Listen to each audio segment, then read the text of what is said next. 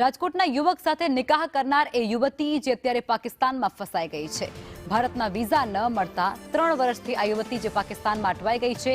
કરાચીની રેહાનાએ video બનાવી અને social media પર વાયરલ કર્યો છે અને એ વિડીયોની અંદર તે વડાપ્રધાન મોદીને અપીલ કરતી નજરે પડે છે. કરાચીની રેહાનાએ રાજકોટના પરવેઝ સાથે લગ્ન કર્યા હતા. રેહાનાને ભારતના વિઝા ન મળતા કરાચીમાં રહેવા તે હવે મજબૂર થઈ છે. સરકાર વિઝા મંજૂર કરે તેવી રેહાનાએ માંગ કરી છે અને એવો એક વિડીયો જે પણ સોશિયલ મીડિયા પર તેના થ્રુ વાયરલ કરવામાં આવ્યો છે, જેમાં તે કહી રહી છે કે મને વિઝા જલ્દીમાં જલ્દી કરાવી આપવામાં આવે.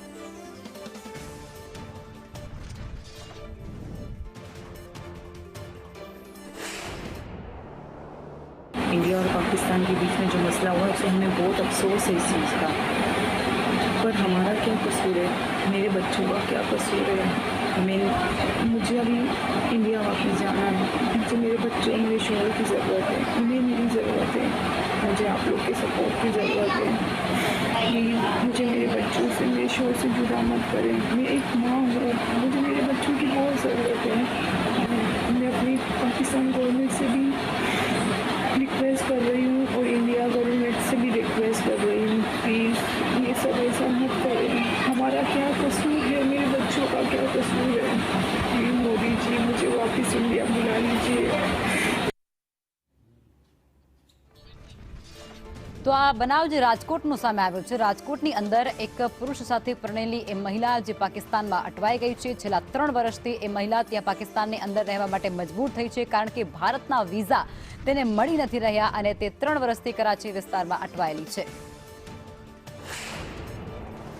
સર, રાજકોટના એક પરિવાર ઉપર પડી છે. એક પરિવાર વિખરાઈ ગયો હોય તે પ્રકારની સ્થિતિ અત્યારે જોવા મળી રહી છે. રાજકોટના પરવેશભાઈ પાકિસ્તાની મૂળના રેહાનાબેનની સાથે નિકાહ પડ્યા હતા અને હવે રેહાનાબેન પાકિસ્તાનમાં છે ને પરવેશભાઈ રાજકોટ ભારતની અંદર છે. પરવેશભાઈ, શું મુશ્કેલી પડી રહી છે? મુશ્કેલી તો બહુ પડી રહી છે. અત્યારે તો મારું મન જ જાણે છે, 3 વર્ષ થઈ ગયા ને એવી રીતે મુશ્કેલી છે કે અત્યારે શું કેવું. બસ વિઝા એને દઈ દે ને એ જ મારી અપીલ છે અત્યારે તો. તમારા લગ્ન ક્યારે થયા હતા અને રેહાનાબેન ક્યારે પાકિસ્તાન ગયા અને ક્યારથી મુશ્કેલી શરૂ થઈ? મુશ્કેલી તો પાકિસ્તાન ગયો ત્યારથી જ શરૂ થઈ ગઈ હતી, કેમ કે એના પાસપોર્ટ બનાવવા હાટું મેડમે અહીંયા કીધું કે પાસપોર્ટ બનાવવા જવું પડશે. એટલે 2020માં મેં 22માં મેં પાસપોર્ટ બનાવવા ગયા હતા. હા, 2022માં મેં પાસપોર્ટ બનાવવા ગયા હતા. 3 વર્ષ થઈ ગયા. ત્યારથી મુશ્કેલી જ છે, કેમ કે આવી નથી હજી સુધી. રેહાનાબેનની સાથે તમે પાકિસ્તાન ગયા હતા, ક્યારે ગયા હતા? 2022ની સાલમાં અમે ગયા હતા. ત્યારથી રેહાનાબેન અહીંયા ભારત નથી આવી શક્યા? નથી આવી શકી, હજી એને વિઝા જ નથી દેતા. 3 ફેરી એપ્લાય કર્યા વિઝાના, અહીંયાથી 3 ફેરી પેપર મોકલા મેં. પાસપોર્ટ જમા કર્યો એ પેપરની સાથે, પણ એમને એમ રિજેક્ટ જ થઈ જતું. પાસપોર્ટ પેપર ને બધું હારે ઘરે આવી જતું હતું. તમે કરાચીમાં બેન રહે છે, તેમની સાથે લગ્ન ક્યારે કર્યા? કરાચીમાં જ રહે છે ને? હા, કરાચી, પાકિસ્તાન કરાચીમાં જ રહે છે, સોલદિયા બજારમાં. એ લોકો અહીંયા આવ્યા હતા 2015માં, મારા મામાના ઘરે આવ્યા હતા. ત્યારે થોડો અમે બે એકારે પસંદ થઈ ગયું હતું ને એવી રીતે 2015માં અહીંયા મેરેજ મારે અહીંયા જ થયા છે, રાજકોટમાં, આપણે સદર બજારમાં જ થયા છે. પછી કેટલા સમય માટે રેહાનાબેન અહીંયા રહ્યા? એ 10 વર્ષ અહીંયા રહી. લગ્ન પછી કાંઈ મુશ્કેલી નહોતી. અને 1 મહિનાનો વિઝા લઈને આવી હતી, નૂરી વિઝા અહીંયાથી. પછી એને 2 વર્ષનો વિઝા વધતો તો કાંઈ મુશ્કેલી નહોતી, આરામથી જ રહેતી હતી. કાંઈ ઉપાધિ નહીં, કાંઈ ગવર્મેન્ટ સાથે કાંઈ નહીં, મુશ્કેલી કાંઈ નહીં, આરામથી જ રહેતા હતા. એકવાર પાસપોર્ટ બનાવવા ગઈ બસ, અત્યારે 2022માં, ત્યારે પાછી આવી નહીં હજી. એ પછીથી પાછા નથી આવ્યા, પાકિસ્તાનમાં જ છે. અત્યારે તમારા પરિવારમાં બંનેના થઈને બાળકો કેટલા છે અને તમારું પરિવારનું ગુજરાન કઈ રીતે ચાલે છે? ગુજરાનમાં તો બહુ મુશ્કેલી ચાલી રહી છે અત્યારે. તો મમ્મી કામ નથી કરી શકતા અત્યારે બધું, એટલે એવું બધું. બાળકો કેટલા છે? બાળકો 2 છે, એક દીકરી છે ને એક દીકરો છે. દીકરી અત્યારે નિશાળે ગઈ છે, દીકરો અહીંયા જ છે મારો. તમે ભારતીય એજન્સીઓની સાથે કઈ સંપર્ક કર્યો? એલચી કચેરીમાં સંપર્ક કર્યો હોય બેનના વિઝા માટે કે એવું કઈ પ્રયત્ન કર્યો? શું જવાબ મળ્યો?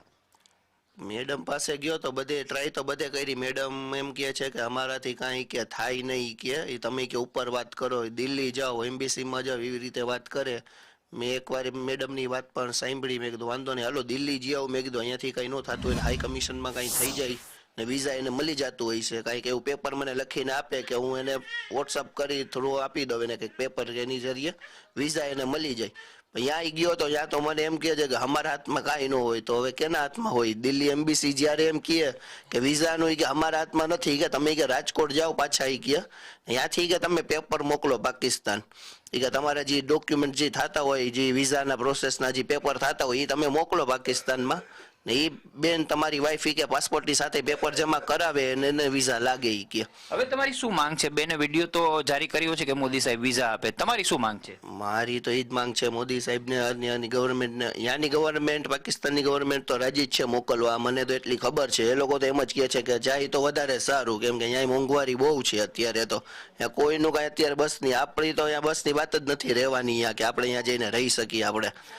એ મારી વાઈફ બસ એ જ રોવે છે, રોજ રોતી હોય, રોજ વિડીયો કોલ ઉપર મારે વાતે થતી હોય, છોકરાની વાત થતી હોય, ત્યાં રોજ રોવે જ છે. એ તો કે મને બોલાવી લ્યો પાછી. મને મોદી સાહેબને અને ગવર્મેન્ટને એ જ રિક્વેસ્ટ છે કે વિઝા દઈ દે જલ્દથી જલ્દ. બિલકુલ. તો આ હતા પરવેશભાઈ, રાજકોટના રૈયા વિસ્તારની અંદર રહે છે. તેમનું કહેવું છે કે તેમના પત્ની પાકિસ્તાની મૂળના રેહાનાબેન છે, તેમના વિઝા છેલ્લા 3 વર્ષથી અટકેલા છે અને સરકાર પાસે તેઓ અરજ કરી રહ્યા છે કે ભારત સરકાર રેહાનાબેનના વિઝા જારી કરે, જેથી તેઓનું પરિવાર છે તે એક થઈ શકે. કેમેરા